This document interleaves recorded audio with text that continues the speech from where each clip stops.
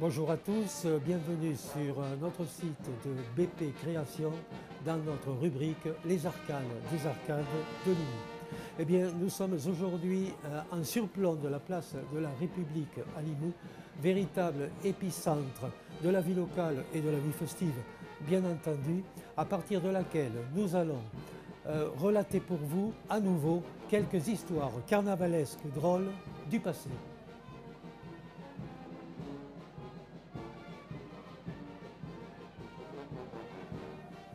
Cette histoire est connue des vieux Limouxins car elle a été racontée à diverses reprises et soit dit en passant par l'intéressé lui-même, dont je tairai l'identité, c'est une règle que nous sommes fixés dans cette rubrique Les Arcanes des Arcades de Limoux. N'empêche que bien des personnes le reconnaîtront à coup sûr. Et soit dit en passant que ce genre de mésaventure a pu arriver à d'autres pendant la saison de carnaval. Un soir de carnaval, donc, notre homme dit à son épouse « Ce soir, je vais me masquer, est-ce que tu viens toi aussi ?» L'épouse répond par la négative, déclarant qu'elle reste à la maison. Après s'être déguisé, il se rend sur la place et s'intègre dans le groupe des Godines pour participer au folklore.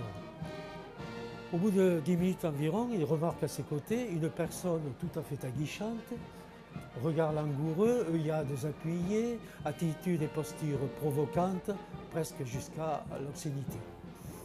Ravi de l'aubaine, pensant trouver là une occasion d'agrémenter sa sortie de carnaval, il lui propose de s'exiler vers les berges de l'Aude, toute proche. C'est généralement ce qui se faisait à cette époque dans ce genre de situation. Arrivé sur les lieux, on est dans la pénombre, il n'y avait pas l'éclairage public d'aujourd'hui.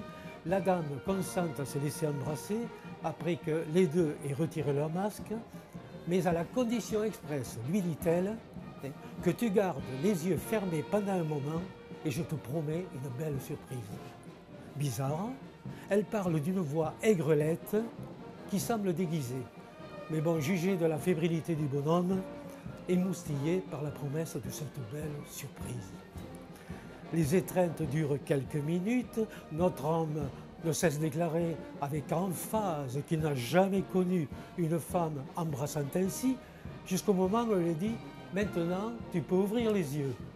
Mais la voix a changé, et cette intonation qui lui paraît soudain quelque peu familière, fait naître en lui une espèce d'angoisse, une sorte de pressentiment, et il déclare avec un certain malaise « Mais qui c'est ?» « Désolé, lui dit sa femme, ce n'est que moi.